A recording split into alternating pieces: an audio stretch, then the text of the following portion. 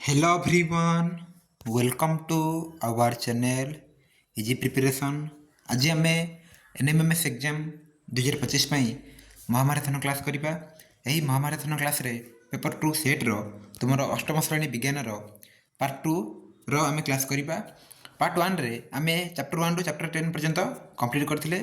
आज आम पार्ट 2 रे चैप्टर 11 रु चैप्टर 18 पर्यंत आम कंप्लीट करवा। राइट, अष्टम श्रेणी रो विज्ञान आज कंप्लीट हेबो। तो स्टार्ट करिए ताले क्लास को। देखो, हेलो एवरीवन। तो आज आम अष्टम श्रेणी विज्ञान पढ़ा। पार्ट 1 रे आम प्रथम 10टी पाठ को कंप्लीट करथिले। आज आम एकादश अध्याय रू नहीं अष्टादश अध्याय पर्यंत आलोचना करवा। तो आमर महामाराथन क्लास रे आम नॉन स्टॉप बहुत गुड़िए चैप्टर को कंप्लीट करछंती। आम गाइड रू नोट्स गुड़िक कंप्लीट करछंती। देन एमसीक्यू मध्य रही तुम मैंने प्रैक्टिस कर पारिबो। तो सहित बही मध्य जहाँ रही सब एक्स्ट्रा इंपोर्टेंट ता मध्य तुमको जणा जाउछि। तो आज क्लास को आरंभ करवा। एकादश अध्याय देख, यदि नोट्स दरकार ताले मते कहबो कमेंट बॉक्स रे, तुमको टेलीग्राम किंबा व्हाट्सएप रे तुमको नोट्स सब सेंड कर देबी।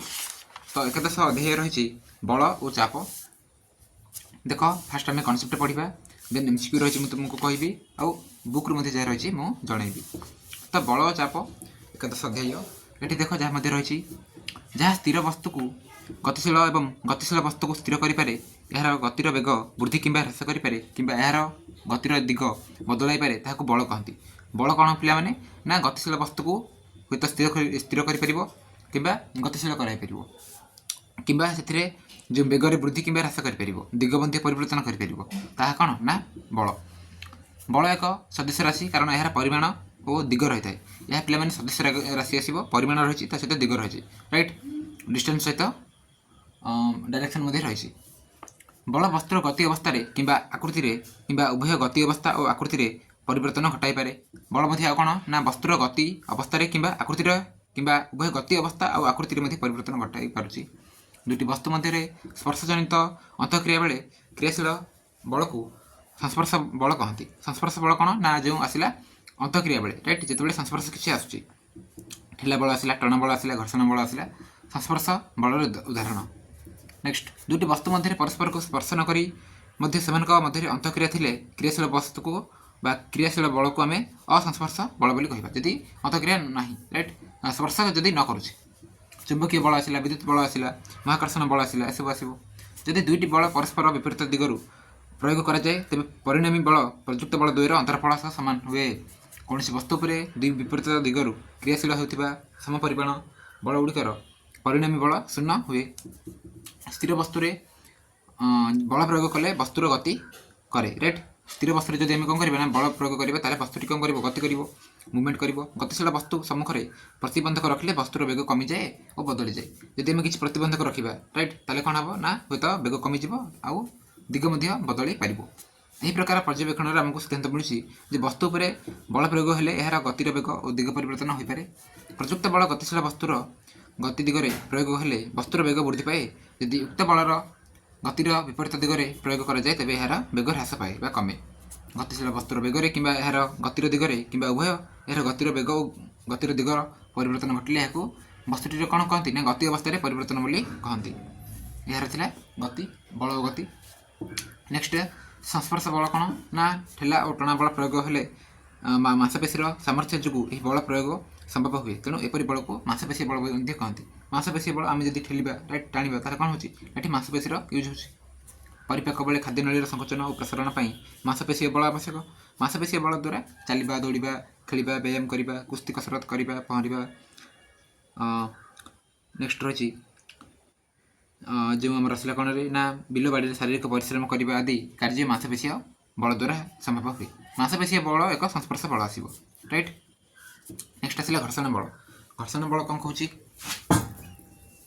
तो घर्षण बल जब देखा ये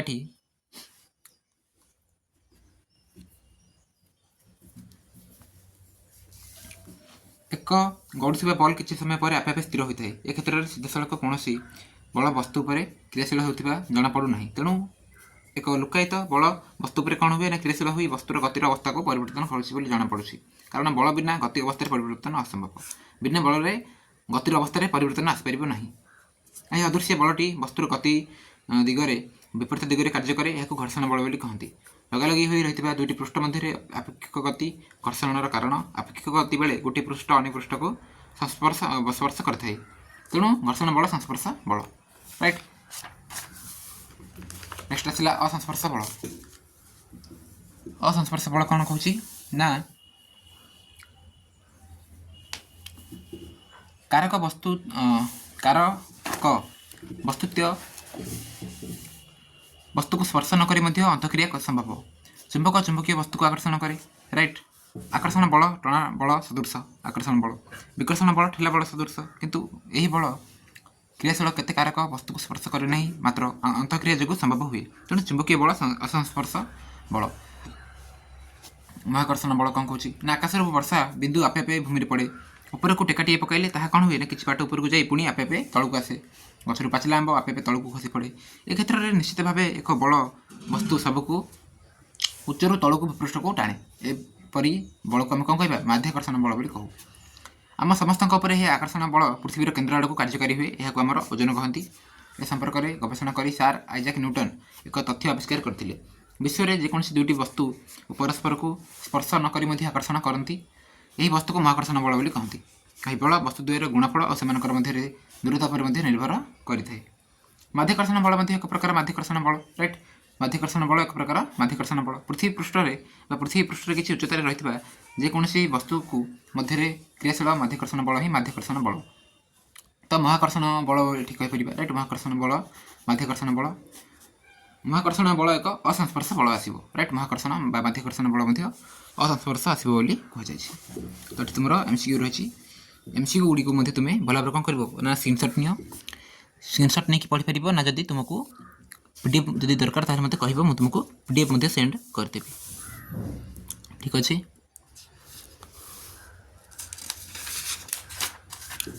पर्यंत रही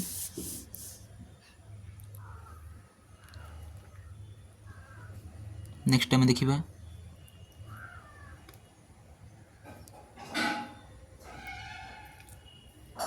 तो देख बुक रे जब देखिबा ताले कौन रही बल चाप देख ये बुक रे किछि मध्ये रही है राइट किछि जहाँ देना गाइड रे तेणु बुक रे रही है तेणु मुझे बुक रे किछि कहि देछि बल चापर रही देख जहाँ मध्य आम पढ़ले भल भाव तो ये रही बुक रे चित्र माध्यम बुक रे भल भाव सब किसी आम डिस्कसन कले चाप विषय जेहेतु देना राइट बुक रे जेहेतु चाप विषय पे मैंने देना राइट राइट चाप विषय देना चाप जब देखा ताले ये देख रही चाप समान कौन ना प्रयुक्त बल बाय क्षेत्रफल राइट बा पी इक्वाल आम कहीपर एफ बाय ए पी कहले प्रेशर बा चाप ओके।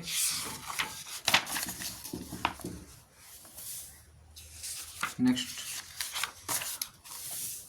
सब रही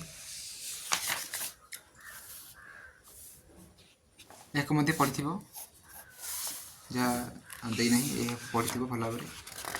नेक्स्ट आम घर्षण बा फ्रिक्शन को डिस्कसन करिबा। फ्रिक्शन कौन कहूँ रे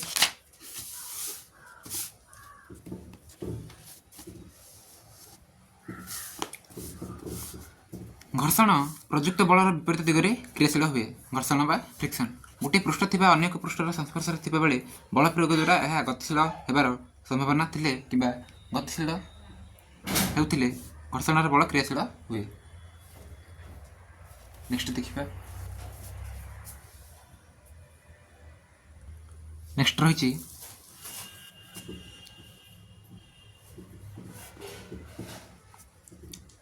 घर्षण बल उभय पृष्ठर मसृणता उपरे निर्भर करे। घर्षणता कौन ना मसृणता उपरे निर्भर करे। देख ବସ୍ତୁଟି ଠିକ୍ ଗତିଶୀଳ ହେବାକୁ ଆରମ୍ଭ କରିବା ଅବସ୍ଥାରେ ଏହାର ପୃଷ୍ଠ ଉପରେ କ୍ରିୟାଶୀଳ ସର୍ବୋଚ୍ଚ ସ୍ଥୈତିକ ଘର୍ଷଣ ବଳକୁ ନରମ ଏଠି କେଉଁ ବଳ ବୋଲି କୁହାଯାଏ ନା ଏଠି କୁହାଯାଏ ଚରମ ଘର୍ଷଣ ବଳ ବୋଲି କୁହାଯାଏ। ବସ୍ତୁଟି ଗତିଶୀଳ ଥିବା ଅବସ୍ଥାରେ ଏହାର ପୃଷ୍ଠ ଉପରେ କ୍ରିୟାଶୀଳ ଘର୍ଷଣ ବଳକୁ ଗତିଜ ଘର୍ଷଣ ବଳ ବୋଲି କହିବା। ଗତି କଲାବେଳେ ଯେଉଁ ଆସୁଛି ଗତିଜ ଘର୍ଷଣ ହ୍ରାସକ ପଦାର୍ଥ ବ୍ୟବହାର ଦ୍ୱାରା ଘର୍ଷଣ ହ୍ରାସ କରାଯାଇପାରେ। ଘର୍ଷଣ ହ୍ରାସକ ପଦାର୍ଥ ମଧ୍ୟ ରହିଛି, ତାହାକୁ ଆମେ ବ୍ୟବହାର କରିକି କ'ଣ କରିପାରିବା ନା ଘର୍ଷଣକୁ ହ୍ରାସ କରିପାରିବା। ଅନେକ ଯନ୍ତ୍ରରେ ବଲ୍ ବିୟରିଂ ବ୍ୟବହାର କରି ଘର୍ଷଣ ମଧ୍ୟ କମ୍ କରିହୁଏ। ଘର୍ଷଣ ବଳ କ'ଣ ଆଉ କିଛି ଜାଣିବା। ଏକ ଟେବୁଲ ଉପରେ ଏକ ବଡ଼ ବହିଟି ରଖି ଠେଲିଦେଲେ ତାହା କିଛି ବାଟ ଯାଇ ସ୍ଥିର ହୁଏ। ସେପରି ଟେବୁଲର ବିପରୀତ ପଟୁ ଠେଲିଦେଲେ ଏହା କିଛି ବାଟ ଯାଇ ପୁଣି ସ୍ଥିର ହୋଇଯାଏ। ଏଠାରେ ବହିଟି ଉପରେ କୌଣସି ବଳ କ୍ରିୟାଶୀଳ ହୋଇ ଏହାର ଗତି ବନ୍ଦ କରିଦେଉଛି। ଏହା ହିଁ ଘର୍ଷଣ ବଳ। ଘର୍ଷଣ ବଳ ପ୍ରଯୁକ୍ତ ବଳର ବିପରୀତ ଦିଗରେ କ୍ରିୟାଶୀଳ ହୁଏ। ଏହା ଘର୍ଷଣର ଧର୍ମ ଅଟେ। ସ୍ପ୍ରିଙ୍ଗ ବାଲାନ୍ସର ଏକ ଧାତବ ଖୋଳଟାଏ ଯାହାର ସାମ୍ନାପଟି କଟାଯାଇଥାଏ ତା ସ୍ଥାନର ସ୍ୱଚ୍ଛ କାଚ ବା ପ୍ଲାଷ୍ଟିକ୍ ଖଞ୍ଜା ଯାଇଥାଏ। ଖୋଳ ଭିତରେ ଗୋଟିଏ ପ୍ରାନ୍ତରେ ଥିବା କଣ୍ଟା ସହ ଏକ ଚାପି ହୋଇଥିବା କୁଣ୍ଡଳୀକୃତ ସ୍ପ୍ରିଙ୍ଗ ଦୃଢ଼ ସଂଯୁକ୍ତ ଥାଏ ଏବଂ ଖୋଳ ବାହାରେ ଥିବା ଅନ୍ୟ ପ୍ରାନ୍ତଟିରେ ଏକ ହୁକ୍ ଲଗାଇଥାଏ। ଏହି ହୁକ୍ ଉପରେ ବଳ ପ୍ରୟୋଗ କଲେ ସ୍ପ୍ରିଙ୍ଗ ଟାଣି ହୁଏ। ସୂଚକ ଖୋଳ ଅଂଶରେ ଥିବା ସ୍କେଲରୁ ବଳର ପରିମାଣ ମଧ୍ୟ ଜାଣି ହୁଏ। ପ୍ରଯୁକ୍ତ ବଳ ଥାଇ ବସ୍ତୁଟି ଗତିଶୀଳ ହେଉନଥିବା ଅବସ୍ଥାରେ ପୃଷ୍ଠଟି ଉପରେ କ୍ରିୟାଶୀଳ ଘର୍ଷଣ ବଳକୁ ସ୍ଥୈତିକ ଘର୍ଷଣ ବଳ ବୋଲି କୁହାଯାଏ ବା କହନ୍ତି। ଘର୍ଷଣର ଉପକାରିତା। ଦିଆସିଲି କାଠିକୁ ଦିଆସିଲି ବାକ୍ସରେ ଖସିବା ବେଳେ ଉଭୟ ମଧ୍ୟରେ ଥିବା ଘର୍ଷଣ ବିରୁଦ୍ଧରେ କିଛି କାର୍ଯ୍ୟ କରିବାକୁ ପଡ଼େ। ସେହି କାର୍ଯ୍ୟ ଉତ୍ତାପଜାତ କରି ଦିଆସିଲି କାଠିଟିକୁ ଜାଳିବାକୁ ସାହାଯ୍ୟ କରିଥାଏ। ସେଭଳି ଗାଡ଼ିର ଚକ ଓ ରାସ୍ତା ମଧ୍ୟରେ ଥିବା ଘର୍ଷଣ ବଳ ଯୋଗୁଁ ଗାଡ଼ିଟି କ'ଣ ହୁଏ ନା ଖସି ନ ଯାଇକି ଠିକ୍ ଭାବରେ ଇଚ୍ଛା ଅନୁସାରେ ଧୀରେ କିମ୍ବା ଅଧିକ ବେଗରେ ଚଲାଇ ହୁଏ। ଘର୍ଷଣ ପାଇଁ ବ୍ରେକ୍ ନଥିଲେ ସାଇକେଲ ଚଳାଇ ହେବ ନାହିଁ। ଘର୍ଷଣ ଅପକାରିତା। ଘର୍ଷଣର କ'ଣ ରହିଛି ଅପକାରିତା ନା ଘର୍ଷଣ ଯୋଗୁଁ ସାଇକେଲ ଟାୟାର ଚଞ୍ଚଳ ଘୋରି ହୋଇ ନଷ୍ଟ ହୋଇଥାଏ। ଠିକ୍ ଅଧିକ ଘର୍ଷଣ ଯୋଗୁଁ ବିଭିନ୍ନ ଯନ୍ତ୍ରରେ ଲାଗିଥିବା ସ୍କ୍ରୁ, ଗାଡ଼ି ମଟରରେ ଲାଗିଥିବା ନଟ ବୋଲ୍ଟ, ଚକର ଅକ୍ଷ ଓ ଚକରେ ଖଞ୍ଜା ଯାଇଥିବା ବଲ୍ ବିୟରିଂ ଆଦି ଶୀଘ୍ର ମଧ୍ୟ ନଷ୍ଟ ହୋଇଯାଏ। ପ୍ରତିବିଧାନ କ'ଣ ରହିଛି ନା ବିଭିନ୍ନ ଗାଡ଼ି ମଟର ଆଦିକୁ ନିୟମିତ ଭାବରେ ସର୍ଭିସିଂ କରି ଗ୍ରିଜ୍ କିମ୍ବା ମୋବିଲ୍ ଆଦି ଘର୍ଷଣ ହ୍ରାସ ପଦାର୍ଥ ବ୍ୟବହାର କରିବା ଉଚିତ। କ୍ୟାରମ୍ ବୋର୍ଡ଼ ଖେଳିବା ବେଳେ ମଧ୍ୟ କ'ଣ ହୁଏ ନା ମଝିରେ ମଝିରେ ବୋରିକ୍ ପାଉଡ଼ର ଛିଞ୍ଚି ପୃଷ୍ଠକୁ ଚିକ୍କଣ ରଖିବା ଦରକାର। ତ ବୋରିକ୍ ପାଉଡ଼ର ଛିଞ୍ଚି ଯାଇଥାଏ କେଉଁଠି ନା କ୍ୟାରମ୍ ବୋର୍ଡ଼ ଖେଳିବାରେ। ଓକେ, ଯାହାଦ୍ୱାରା କ'ଣ ହେବ ନା ଯେଉଁ ଇଏଟି ଆମର କ୍ୟାରମ୍ ବୋର୍ଡ଼ରେ ଆମେ ଭଲ ମଧ୍ୟ ଖେଳିପାରିବା। ରାଇଟ୍, ଦେନ୍ ଆଉ କିଛି ମଧ୍ୟ ରହିଛି ଆମେ ପଢ଼ିବା। ଦେଖ ଘର୍ଷଣ ବୃଦ୍ଧି ଓ ହ୍ରାସ ପାଇଁ ବ୍ୟବସ୍ଥା କ'ଣ ରହିଛି।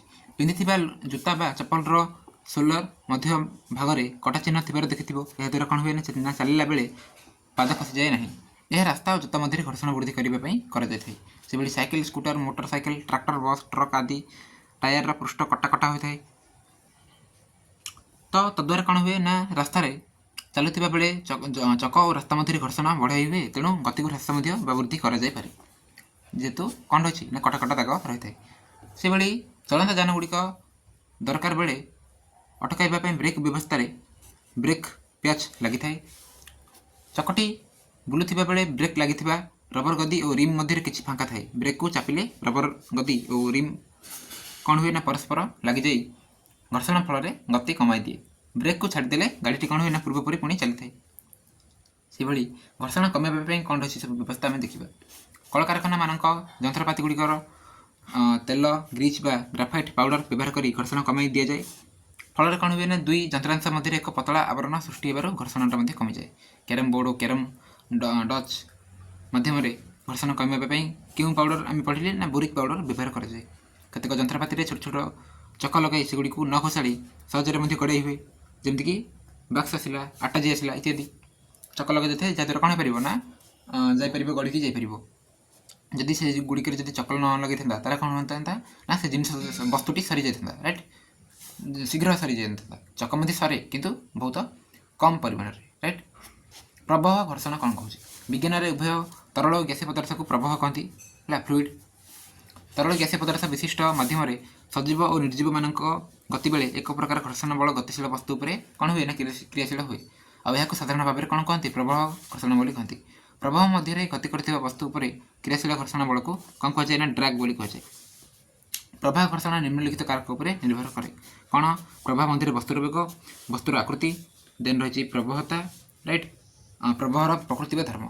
प्रभाव मध्य गतिशील होगापी वस्तु मानक प्रभाव घर्षण अतिक्रम करने को पड़े फल गतिशील वस्तुर किसी शक्ति ह्रास पाए प्रभाव घर्षण कम करने विभिन्न व्यवस्था रही बढ़ईटी चढ़ईटी उड़ा बेले डेण दुईटी मेला कर लांजटी सीधा भाव में रखी थाए और यार मुंडटी छोट और गोजिया होता है डेण द्वारा आहुला कर आगे गति कर राइट तार जेहतु डेण रही तेणु से उड़ी पारे पक्षी चढ़ईटी लांज हल पक्षी दिग परिवर्तन करें मुंडटी छोट गोजिया हेतु डेण दुईटी मेला कर भूसमांतर भाव रही पार वायुर घर्षण व प्रभाव घर्षण कम हुए विवर्तन प्रक्रिया परीक्षी मैंने कौन करती ना एपरी आकृति पाई तो वैज्ञानिक मैंने से आकृति विशिष्ट उड़ाजहाज हेलिकप्टर आदि जान निर्माण कर देख एमसीक्यू रही सब देख तो घर्षण जो देखा ताले बही किसी रही देख घर्षण बल जहाँ पढ़ले ये सब प्राक्टिकल जहाँ रही रेट ये सब रही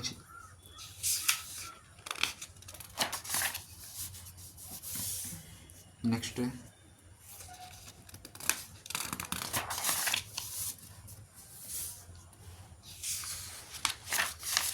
सब किसी आम पढ़ले राइट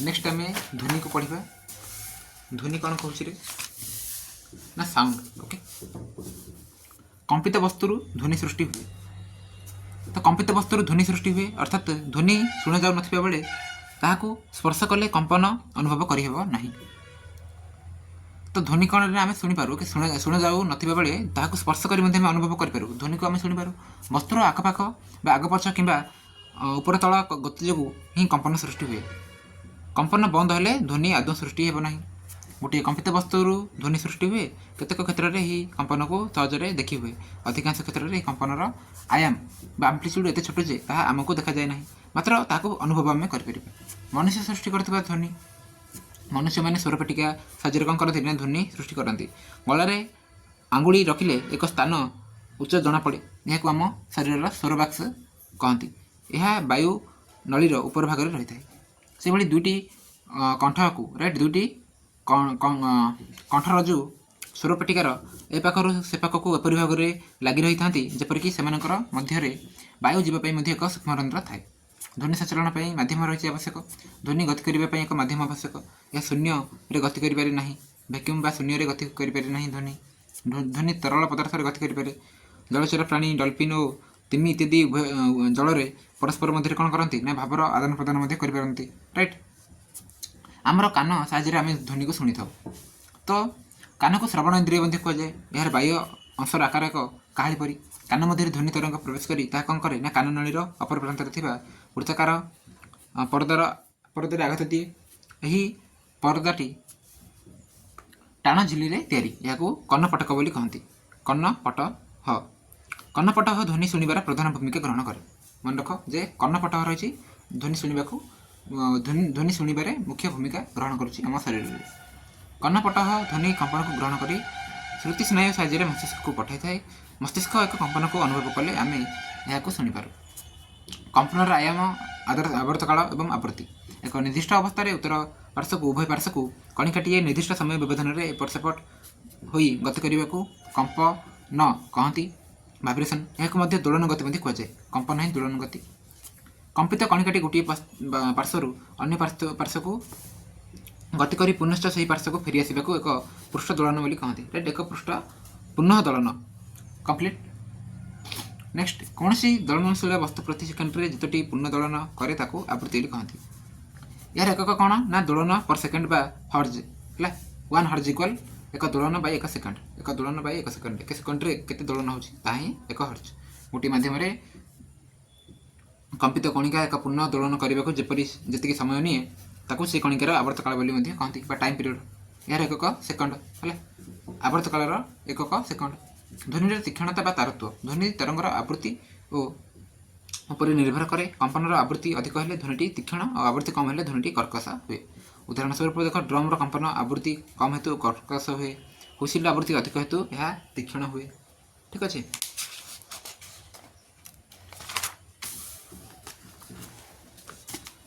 नेक्स्ट रही खाद्य एवं श्राव्य एवं अश्राव्य ध्वनि। श्राव्य जहाँ शुणा जाए राइट, अश्राव्य जहाँ शुणा जाए नहीं। मानव कर्ण 20 हर्ज कम आवृत्ति विशिष्ट ध्वनि को शुणिपारे नहीं। मन रख, यही प्रकार ध्वनि को अश्राव्य ध्वनि कहुए। 20,000 हर्ज बा 20 किलो हर्ज कुरु ऊर्ध्व आवृत्ति विशिष्ट ध्वनि मानव कर्ण शुणिपारे नहीं।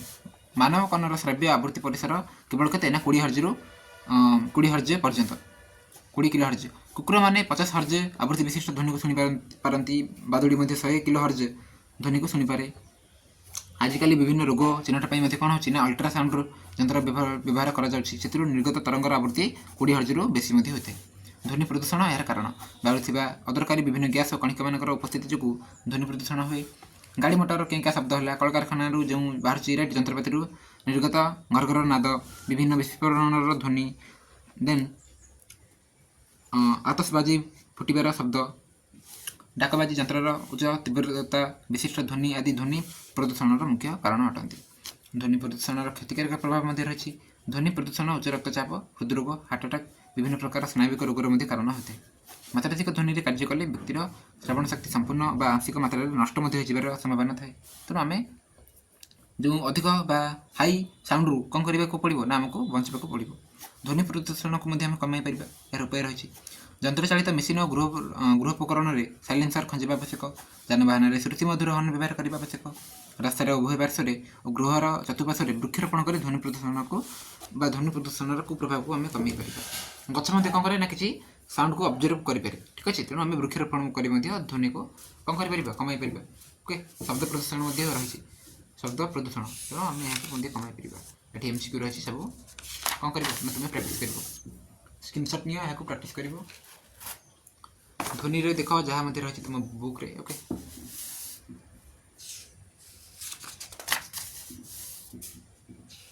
मोर जो रही देख मनुष्यर स्वर बाक्स,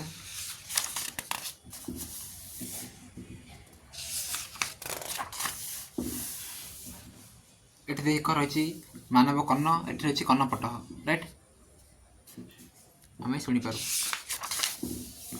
नेक्स्ट श्रवण शक्तिहीन व्यक्ति यह भल भाव पढ़ राइट।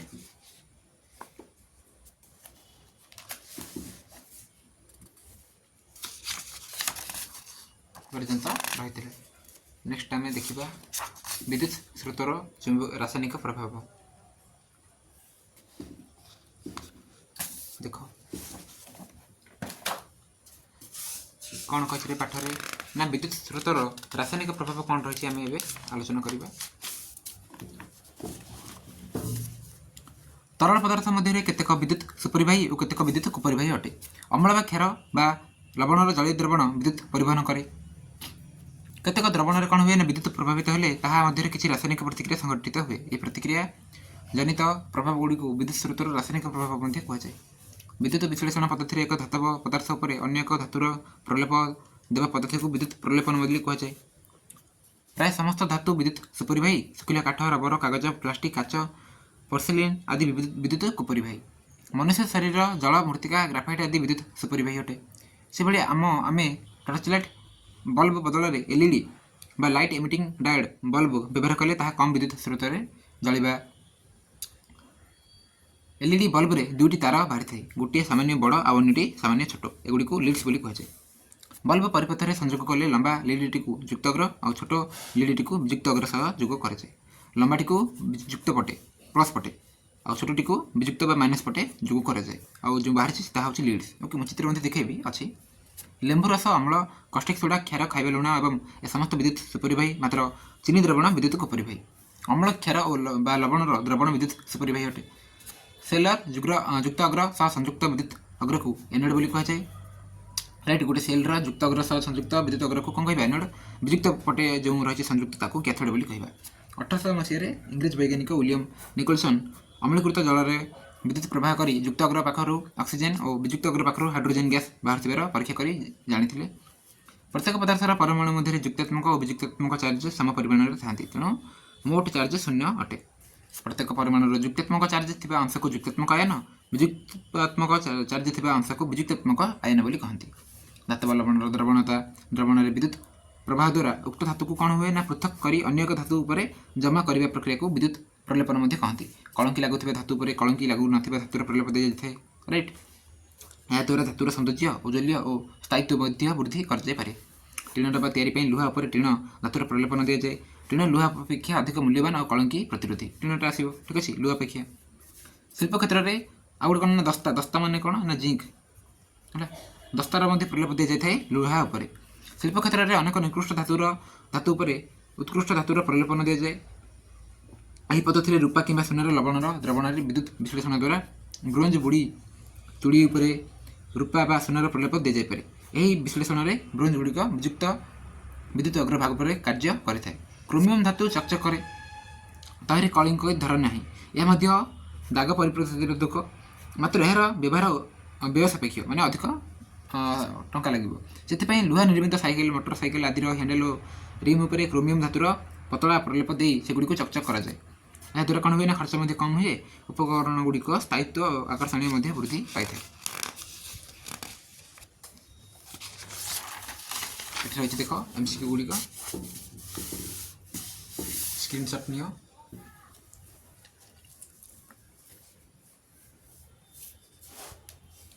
नेक्स्ट आम देखा बुक रू कौन रही देखा देन आम नेक्स्ट पाठ को जी। विद्युत स्रोतर रासायनिक प्रभाव कौन सब रही है आम पढ़े जहाँ राइट। ये देख जो एलईडी रही एलईडी कौन हुए ना गोटे पट देख गोटे पट थी बड़ थी लीड है यह कौन कहे ना लीड बोली कहे ये गोटे पटे सान थी ठीक अच्छे। नेक्स्ट तो लंबाटी को लंबा लीड को युक्तात्मक मैंने एपटे प्लस एपटे माइनस संयुक्त दि जाए राइट जो बैटेरी जो संयोग दि जाए बाकी ये सब रही राइट तुम ये देखिपर। नेक्स्ट देख विद्युत प्रलेपन केमती दि जाए ये रही।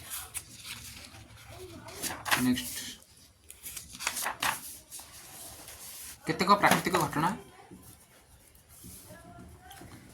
तो बिजुली और घड़घड़ी बिजुली मारिबार ठीक पर घड़घड़ी शुभे यह वज्रपात बोली कहती। बिजुली और घड़घड़ी प्रकृति घटुवा एक प्रकार चार्ज वायुमंडल गतिशील बादल सृष्ट चार्ज जो बिजुली घड़घड़ी होता है राइट। चार्ज दुई प्रकार युक्त चार्ज वियुक्त चार्ज मैंने प्लस चार्ज आउ माइनस चार्ज।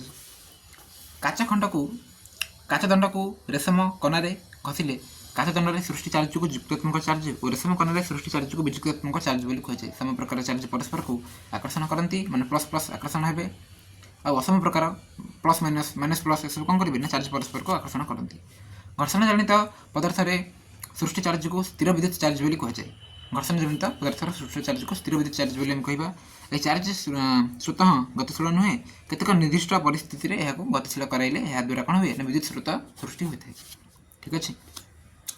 तो विकर्षण करते सम प्रकार charge plus plus minus minus कौन करेंगे ना विकर्षण माने दूरे जी किंतु आकर्षण कौन करती ना असम प्रकार प्लस माइनस माइनस प्लस कौन करेंगे ना आकर्षण राइट। चार्जर स्थानांतरण जो उपकरण सहायता वस्तुटी चार्ज होची कि नहीं जानी हुए ताकू इलेक्ट्रोस्कोप बोली कहुए। जो प्रक्रिया द्वारा चार्ज होता वस्तुटी चार्ज हराई थाए ताकू विद्युत विसर्जन बोली कहती। गोटे चार्ज होता वस्तु पृथ्वी मध्य को चार्जर स्थानांतरण को आर्थिंग बोली कहुए। बिजुली मारिबा बेले आमको आलोक और पर शब्द शुणा जाए कारण वायु शब्दर बेग तुलन में आलोकर बेग बहुगुण अधिक। वायु पे मैंने शब्दर बेग कौन ना सब कम कम आलोकर बेग अधिक अधिक भूमिकंप आसला। नेक्स्ट पृथ्वीर अभ्यंतर अंचल कौन कारण किसी परिवर्तन घटिले तार प्रभाव भूपृष्ठ कंपन सृष्टि हुए। भूमिकंपर अनेक कारण रही आग्नेयगिरी उद्गीरण है पृथ्वी सह बृहत्काय उल्कार संघर्ष है कि भूगर्भ में आणविक बोमा विस्फोरण होता बेले अधिकांश भूकंपन पृथ्वीर बाह्य स्तर में प्लेट गुड़िकर चलन जो होता है। प्लेट परिसीमार दुर्बल अंचल गुड़िक प्रायतः भूमिकंप होबार संभावना अधिक। ये दुर्बल जोन गुड़ी सेस्मिक जोन बा त्रुटि जोन बोली कहुए। भूमिकंपर क्षमता मात्रा को रिक्टर स्केल प्रकाश कराए मन रख यह मात्रा 6 रु अधिक हेल्ले अनेक क्षयक्षति होता है। भूमिकंप भूपृष्ठ एक प्रकार तरंग सृष्टि करे और सेस्मिक तरंग कहुए। सेस्मोग्राफ नामक यंत्र में ही तरंग सब लिपिबद्ध हुए। सेस्मोग्राफ द्वारा तरंग राइट आम मापिपर आउ रिक्टर स्केल भूमिकंप को मापिपर ठीक अच्छे। एमसीक्यू रही तुम्हें भल भाव प्राक्ट कर एमसीक्यू मुझे प्राक्ट कर किंतु समय जीव राइट कारण आमको कम समय भितर बहुत गुड़िए किसी सारे पड़ो राइट रही आंसर सब तुम्हें मैच कर राइट प्राक्ट कर। देख ये जहाँ हम पढ़े बिजुड़ी घड़घड़ी। नेक्स्ट ये देख युक्तात्मक एवं विजुक्तात्मक चार्ज रही है बिजुड़ी घड़घड़ी द्वारा सृष्टि होता है।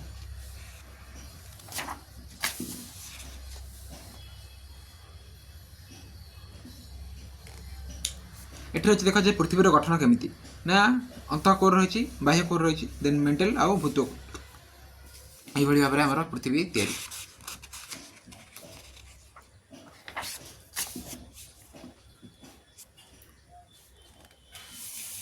भूमिकंपर मध्य नक्शा दी जाइए सिस्मोग्राफ केमिति काम करे दी जाइए तुम्हें देखिपर राइट। नेक्स्ट देखिए आलोक पाठ। आलोक बा लाइट कौन कहूँ ना ये प्रतिफलनार नियम। समतल दर्पण उपरे आलोक रश्मिटी बाधा पाई अन्य एक दिगरे प्रतिफलित हुए। जो आलोक रश्मिटी कौन एक पृष्ठ उपर पड़े ताकू आपतित रश्मि बोली कहती। प्रतिफलन पर जो रश्मिटी से पृष्ठरू तार दिग परिवर्तन कर फेरी आसे ताकू प्रतिफलित रश्मि बोली कहती। आपतित रश्मि और अभिलंब मध्यवर्ती कोण को आपतन कोण बोली कहुए। प्रतिफलित रश्मि अभिलंब मध्यवर्ती कोण को प्रतिफलन कोण बोली कहुए। प्रथम नियम कौन कहूँ आपतन कोणर परिमाण प्रतिफलन कोणर परिमाण सह सामान हो। द्वितीय नियम आपतित रश्मि आपतन बिंदुरे अंकित अभिलंब और प्रतिफलन रश्मि एक समतल में अवस्थान करते। कौन व्यक्ति समतल दर्पण सम्मुखें ठिया हेले तार प्रतिबिंब बाम हाथ डाण हाथ परी एवं डाण हाथ बाम हाथ परी देखा जाए माने पार्श्व परिवर्तन हुए। यह पार्श्व परिवर्तन कहते। कौन हो गोटे सरफेस रही जिते आलोकटी जाऊँगी तो कौन हम ना पुणी सी फेरीज राइट। जदि कौन ना आमर जो ये आसला देख लाइट गला पुणी फेरी आसो ठीक अच्छे। ये कौन हम ना जो कोण आसो सामान कोण आसो जो जाऊँगी रश्मि बाहर जो हूँ आपतित रश्मि। तो चित्र माध्यम आपको आगे भल भाव बुझे सम असम प्रतिफलन। जदि आपतित होता एक समांतर रश्मि गुच्छ कौन पृष्ठ द्वारा प्रतिफलित होगा पर प्रतिफलित रश्मि गुड़िक परस्पर मध्य समांतर होती असम प्रतिफलन बोली कहवा। समतल दर्पण परी मसृण समतल पृष्ठर विभिन्न बिंदुरे थिबा अभिलंब गुड़िक समांतर थिबा हेतु प्रतिफलित रश्मि गुड़िक समांतर होता है। एपरी प्रतिफलन को आम सम प्रतिफलन बोली कहू। जो सब वस्तु अन्य वस्तुर आलोक आलोकित हुए ताकू आलोकित वस्तु कहती। आउ केतक वस्तुर निजर आलोक अच्छी से आलोक आम चक्षुरे पड़े आम से गुड़ी देखिपारू। जो सब वस्तुर निजर आलोक अच्छी से दीप्तिमान वस्तु बोली कहुए। तो आम चक्षुर गठन कार्य रही आम पढ़ा। चक्षुर सम्मुख भागर एक स्वच्छ अंश सामान्य बाहर को बाहरी थाए एक स्वच्छ पटल बोली कहती। यह स्वच्छ पटलर पछकू थी धूसर रंगर मशाल कनिनिका रही है। कनिनिकार केन्द्र में गोटे रंध्र थाए नेत्र पितुला बोली कहती। वस्तुर उज्ज्वलता अनुसार नेत्र पितुला प्रसारित संकुचित हो चक्षु मध्य को आवश्यक परिमाणर आलोक नियंत्रण कर पठाई थाए। नेत्र पितुला पछभाग में गोटे चक्षु लेंस थाए। यार मध्यभाग मोटा चक्षु लेंस वस्तु आसुवा आलोक को फोकस कर चक्षु भितर थिबा मुकुरिका उपरे पकाए। मुकुरिकार दुई प्रकार कोष अच्छी सेगुड़िक कौन ना कोन्स आउ रड्स एवं रड्स। कोन्स कौन कहते एगुड़िक उज्ज्वल आलोक प्रति संवेदनशील कोन गुड़िक रंग चिन्हवे कौन हमें ना सहायक हमें। रड्स कौन कहते रड्स ना एगुड़िक क्षण आलोक प्रति संवेदनशील। नेत्र स्नायु और मुकुरिकार मिलन स्थल में कौन स्नायु कोष न थाए तेणु यह स्थान में आलोक रही पड़े कौन वस्तु देखी हुए ना। यह बंधु को अंधा बिंदु बंदी कहुए। केतेक व्यक्ति दूर वस्तु को स्पष्ट देखिपारती नहीं मात्र निकट वस्तु को स्पष्ट देखिपारती या समीप दृष्टि बोली कहुए। अन्य पक्षे केतेक व्यक्ति दूर वस्तु को स्पष्ट देखिपारती मात्र निकट वस्तु को देखिपारती नहीं या दूरदृष्टि बोली कहुए।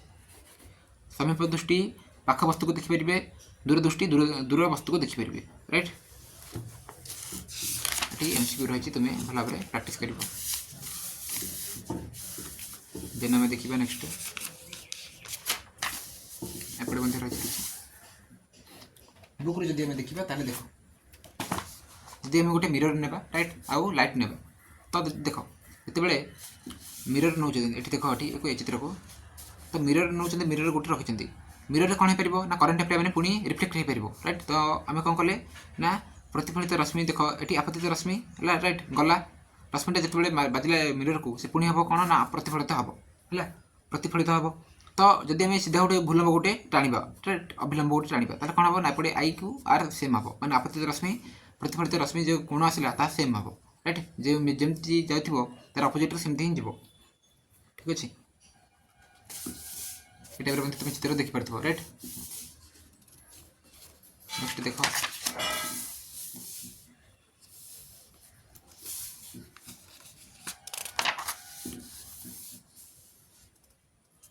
आम चक्षु मध्य कौन अच्छी एवं आम पढ़ुले राइट चित्र मध्य देख मानव चक्षु तो ये आउ कथा मन रख दुईटी आनत दर्पण प्रतिबिंब संख्या केते ना 360 डिग्री बाई थीटा -1 जो थीटा कौन ना आनत दर्पण द्वयर अंतर्गत कौन जदि थीटा इक्वल 90 डिग्री हुए ताले प्रतिबिंब संख्या 3 हे राइट तो 360 बाई 90 तार के 3 आसला ना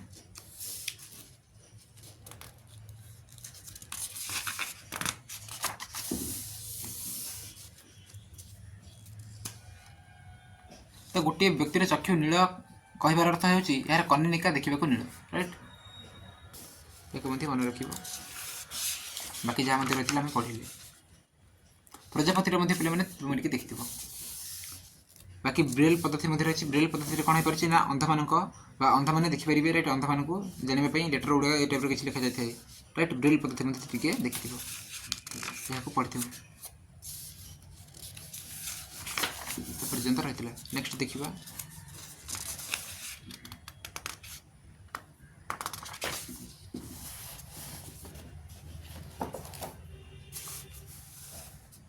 तारका और सौरजगत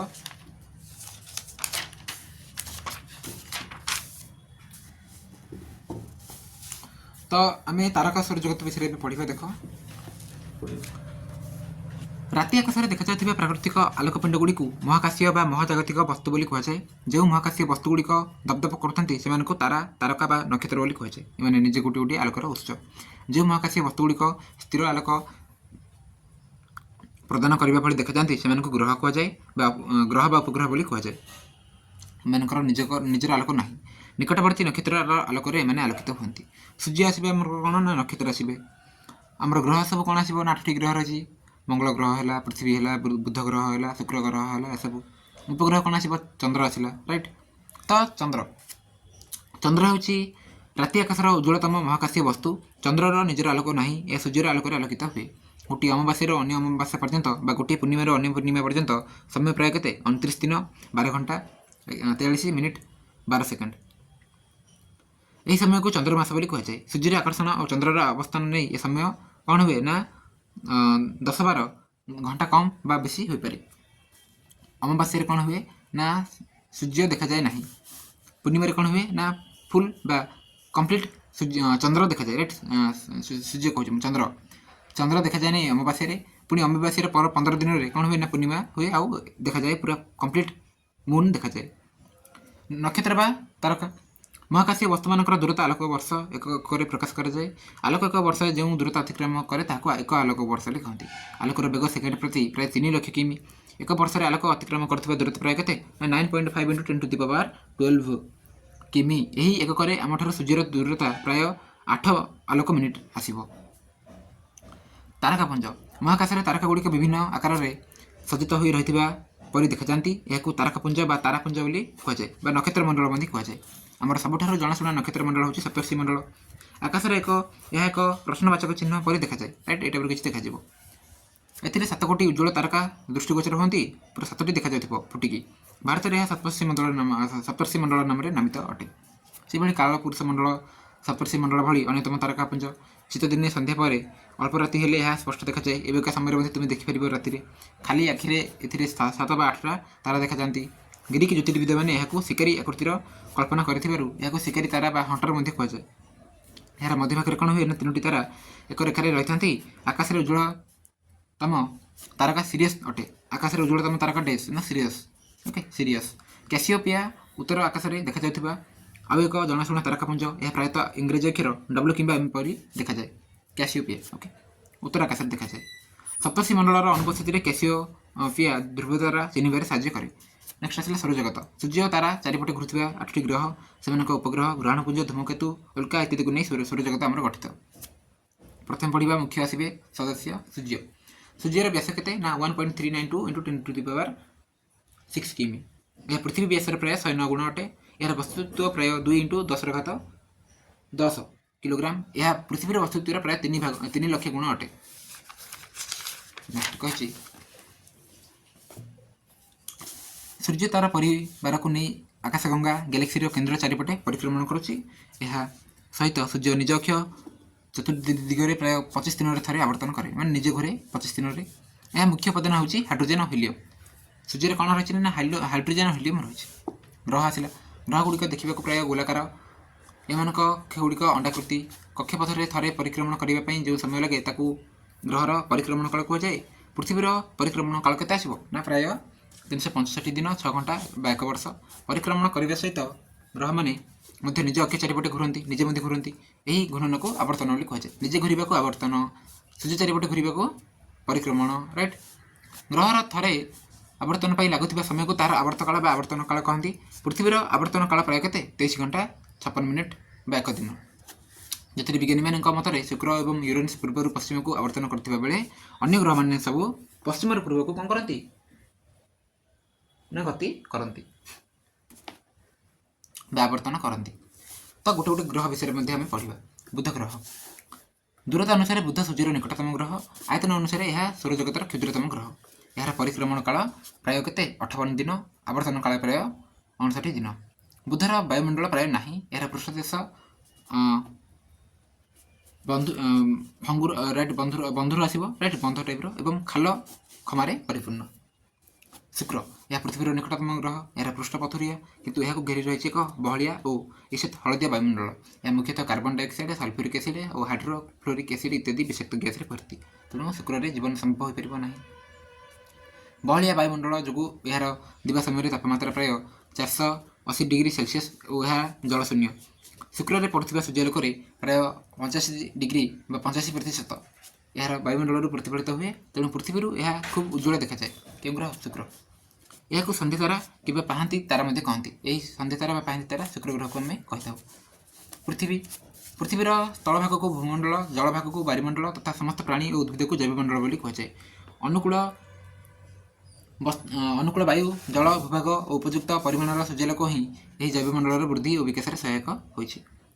पृथ्वी में वर्षक मध्य 6टी ऋतु अनुभूत हुए। यार विषुवतलीय समतल कक्षतलीय समतल सह प्राय 23.5 डिग्री आनीत होपरी ऋतु सब कौन हुए ना संभव हो पारे। ग्रीष्म ऋतु, वर्षा ऋतु, शरत ऋतु, शीत ऋतु सब हुए। मंगल आसला, पृथ्वी कक्षपथ बाहर यार प्रथम सौरग्रह। पृथ्वी पर 4th नंबर अच्छी मंगल। यार पृष्ठदेश लाल रंगर पत्थर और बाली गठित। मंगलर अक्ष और तार कक्ष तल सह प्राय 23.98 डिग्री ढली रही।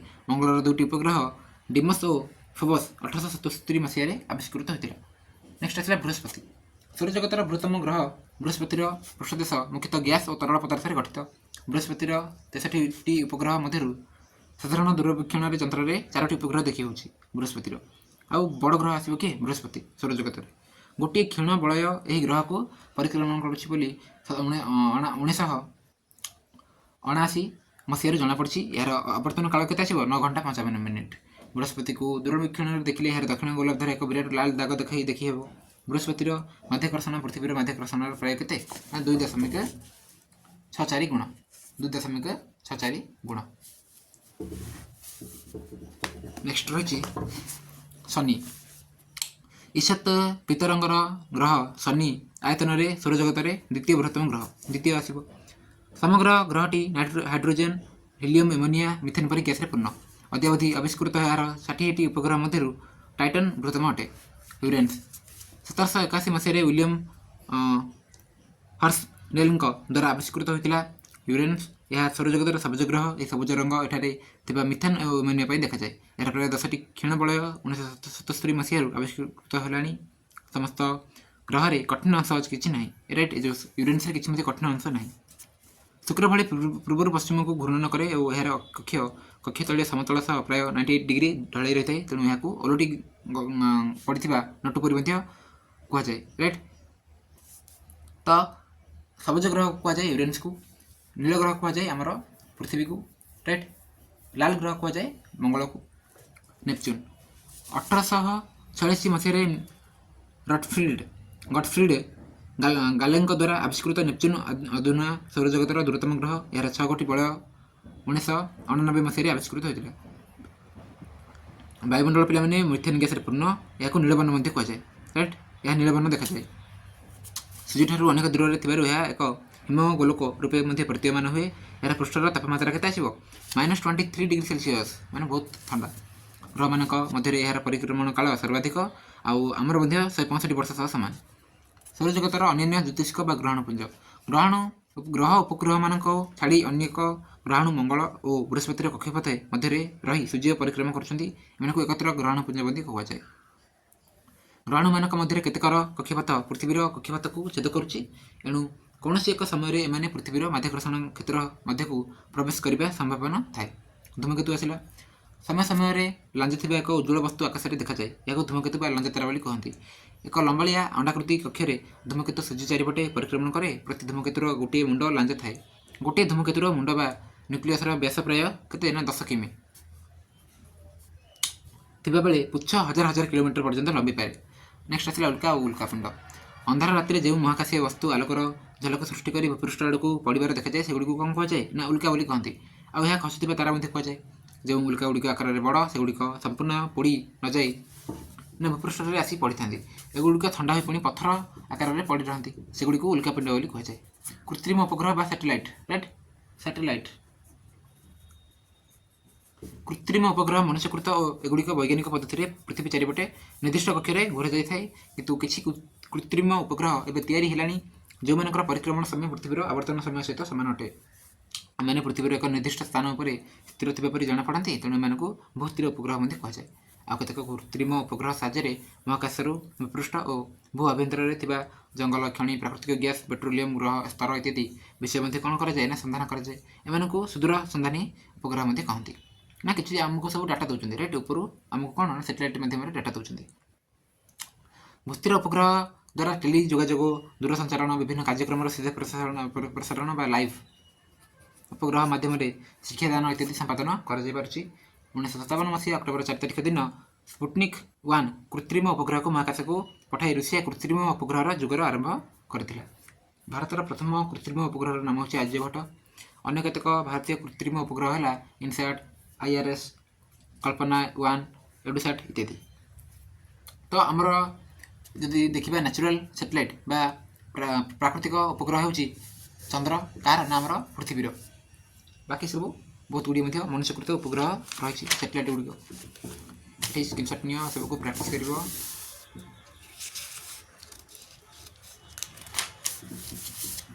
ବହିରୁ ଯଦି ଦେଖିବା ତାହେଲେ ଦେଖ, ଏଠି ରହିଛି ତାରକା ସୌରଜଗତର, ଯାହା ମଧ୍ୟ ଆମେ ପଢ଼ିଲେ।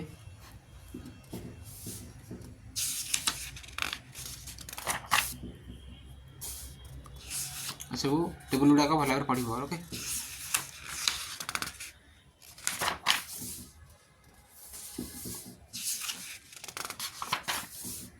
ଏସବୁ ଦେଖ।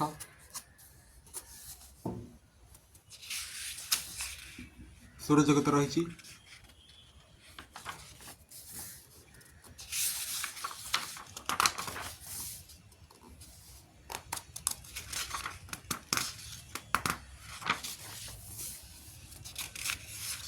ଉପଗ୍ରହ ବା ସ୍ୟାଟେଲାଇଟ୍ ଗୁଡ଼ିକ ମଧ୍ୟ ଏଠି ରହିଛି, ତୁମେ ଦେଖିପାରିବ ଚିତ୍ରରେ।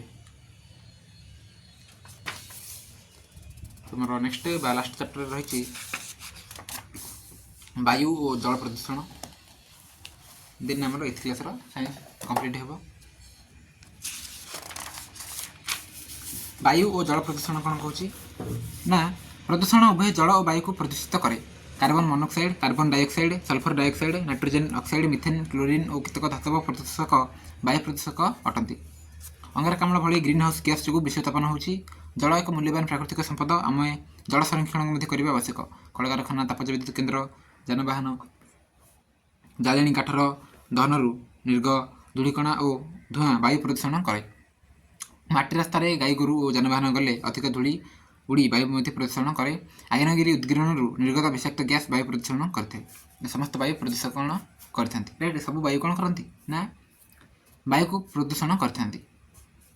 ବାୟୁ ପ୍ରଦୂଷଣର ପ୍ରଭାବ କ'ଣ ହୁଏ? ନା ଇଞ୍ଜିନ୍ ମଧ୍ୟରେ ଡିଜେଲ ପେଟ୍ରୋଲର ଅସମ୍ପୂର୍ଣ୍ଣ ଦହନରୁ କାର୍ବନ ମନୋକ୍ସାଇଡ୍ ବା CO2, right, CO carbon monoxide ଆସିଲା CO, carbon dioxide CO2। Okay, तो CO और CO2 कौन करती ना आमको जो अधिक तापमात्रा सृष्टि हुए इंजिन संपूर्ण दहन को कार्बन मोनोक्साइड कार्बन डाइऑक्साइड और नाइट्रोजन ऑक्साइड आदि सृष्टि करे यह मनुष्यर श्वासक्रिय बाधा सृष्टि करे राइट आमको श्वासक्रिय बाधा सृष्टि करे फल श्वासजनित समस्या सब सृष्टि हुए काश छींक बांति आदि कराए रक्तर अम्लजान दहन क्षमता ह्रास पाई शीत दिने कुहुड़ी सह धूआं बा स्मग सृष्टि करे यह प्रभाव कौन हुए ना शिशुर शस्यर काश छींक आजमा आदि रोग सृष्टि हुए पेट्रोलियम रिफाइनारी अंचल विषाक्त गैस ओजन स्तर को शोषित हेतु ओजन स्तर में रंध्र सृष्टि होती फल कौन हो सूर्यर अति बैगणी रश्मि बा यूवी रे ओके पृथ्वी पृष्ठ को कौन आसे ना चली आसे फल चर्म कैंसर आदि रोग सृष्टि करता है आग्रा सहर में रबर शिल्प रसायन शिल्प ऑटोमोबाइल शिल्प तैल रिफाइनारी जो वायुमंडल में कौन हुए ना अधिक सल्फर डाइऑक्साइड नाइट्रोजन डाइऑक्साइड मिसुची से सुप्रीमकोर्ट अंचल में कौन कर जानवाहन में CNG और LPG को इंधन रूप में व्यवहार करने को निर्देश जारी रखिंट आग्रा पे क्यों स्टेट आसो मत कह राइट क्यों राज्य आग्रा रही आग्रा कौन रही मत कह सबुज कोठरी प्रभाव बा ग्रीन हाउस इफेक्ट और विश्वतापन कौन रही आम पढ़ा पृथ्वी पृष्ठ को सूर्यलोक उत्तप्त करे सूर्य रश्मिर किसी अंश पृथ्वी द्वारा सूचित हो अवशिष्ट महाकाश को फेरी जाए नर्सरी में ग्रीन हाउस मध्य को उत्ताप प्रवेश करें मात्र यह मध्य बाहरी पारे नहीं फल कोठरी तापमात्रा वृद्धि पाए यह सबुज कोठरी प्रभाव कहते जंगल क्षय होगा कलकारखाना संख्या वृद्धि जनसंख्या विस्फोरण फल कौन हो वायुमंडल में अंगारकाम्ल दिन को दिन बढ़ी लगी तेणु पृथ्वीर हाराहारी तापमात्रा बढ़ी चलुची या ग्लोबल वार्मिंग विश्वतापन बोली कहती यह भयंकर विपद कहती यह जो वृष्टिपात समुद्र पतन वृद्धि जलवायु प्रभावित हुए देन कृषि उद्भिद तथा प्राणी मैंने क्षतिग्रस्त होती सबुज कोठरी गैस को नियंत्रण कर नपारे चलित शताब्दी शेष बेलू पृथ्वीर तापमात्रा 2 डिग्री सेल्सियस बढ़ी बरफ तरल ग्लोबल वार्मिंग एक संकेत बरफ तरलुँ राइट फल समुद्र पतन वृद्धि हे समुद्र पतन कौन हे ना वृद्धि हे आ कौन रही ना जल प्रदूषण आम बचा और बढ़ापी जल आवश्यक नदी जल विषाक्त रासायनिक पदार्थ मिसी जल को दूषित करे जल प्रदूषित करथिबा पदार्थ को जल प्रदूषक कहती प्रदूषण कौन ना जहाँ होची राइट पॉल्यूशन आ प्रदूषक कौन ना चाहे जे कराए प्रदूषण तो जल ही जीवन जल को आम कौन करने पड़ो ना प्रदूषण न करें भल जल किपर प्रदूषित हुए आम देखा ना WWF world wide fund for nature संगठन अनुधान जना जाइए पृथ्वीर बेसी प्रदूषित विपदग्रस्त तथा अवक्षय मुख्य 10टी नदी मध्य गंगा नदी अन्यतम गंगा नदी मध्य कौन हो प्रदूषण होतु क्रमवर्धिष्णु जनसंख्या और शिल्पायन द्वारा गंगा नदी बेसी प्रभावित हेतु यार पुनरुद्धार संभावना खूब कम कारण कानपुर सहर में प्राय 5000 अधिक शिल्प रही अधिकांश सार कारखाना चमड़ा कारखाना और रंग कारखाना जो विषाक्त तरल आवर्जन बाहर तरल आवर्जना गुड़ाक कौन हुए ना से नदी में छाड़ दि जाए तेणु नदी मध्य कौन हुए ना पॉल्यूशन हुए जल में आर्सेनिक सीसा और फ्लोराइड मात्रा अधिक है यह जीव पर विषाक्त प्रभाव पकाए कीटनाशक तृणकुमारी रासायनिक सार जमी व्यवहार जल को कौन करे ना प्रदूषण करे प्रदूषित जल व्यवहार करथिबा लोक हईजा टाइफॉइड जंडिस आदि रोग कौन होती ना आक्रांत होती उत्तप्त जल प्रदूषक उत्तप्त जल कौन आसो ना प्रदूषक आसो तापज विद्युत शक्ति केन्द्र और अन्य शिल्पर जलर नदी में प्रवेश कले नदी जल कौन हुए ना प्रदूषित हुए गंगार पुनरुद्धार 1985 तर गंगा एक्शन प्लान राइट गंगार पुनरुद्धार आम केमी गंगा नदी को सफा रखा गंगा एक्शन प्लान 1985 मसीह एक योजना आरंभ कर सरकार अनेक शिल्पर दूषित आवर्जना विषाक्त रासायनिक पदार्थ नदी और झरणा मानक जल को प्रदूषित करता है नेक्स्ट कहले पानीय जल कौन आउ जल शोधन उपाय सब कौन पीवा योग्य पानी को पानीय जल कहती जलाशय छाड़ा पूर्व नर्दमा जल को जल विशोधन यंत्र द्वारा कौन हुए ना शोधन कराए परिस्रवण पद्धति किसी परिमाण में जल विशोधन कराए 3 यार उपर लक्ष्य दियो रिड्यूस कम व्यवहार रियूज पुनः व्यवहार रिसाइकेल पुनः चक्रण सहरांचल में जोग दी जाता पानीय जल जोगाण पूर्व म्यूनिसिपालिटी द्वारा भौतिक रासायनिक पद्धति कौन हुए ना ताकू शोधन कर जल विशोधन क्लोरीन बटिका और ब्लीचिंग पाउडर व्यवहार कराए आम वाटर को सफा कर रही प्रैक्टिस कर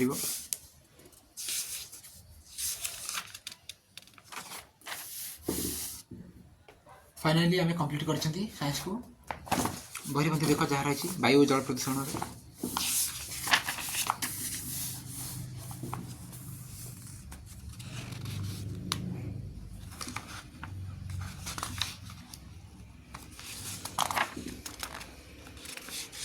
विश्वदर्पण कौन कही ये पढ़ ओके जहाँ भी पढ़ले कि देती से देख ये जो टेबुल गुड़ा टे पढ़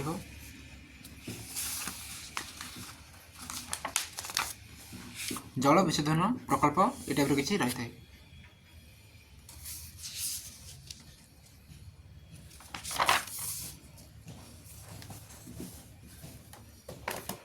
फाइनाली आम 8th क्लास साइंस को कंप्लीट कर राइट 18टी अध्याय रही है 18टी अध्याय को आम कंप्लीट कर नेक्स्ट क्लास आम सप्तम श्रेणी विज्ञान को पढ़ा ठीक अच्छे ताले क्लास को एंड करवा तुम 8th क्लास साइंस कंप्लीट हो नेक्स्ट क्लास आम 7th क्लास साइंस को पढ़ा।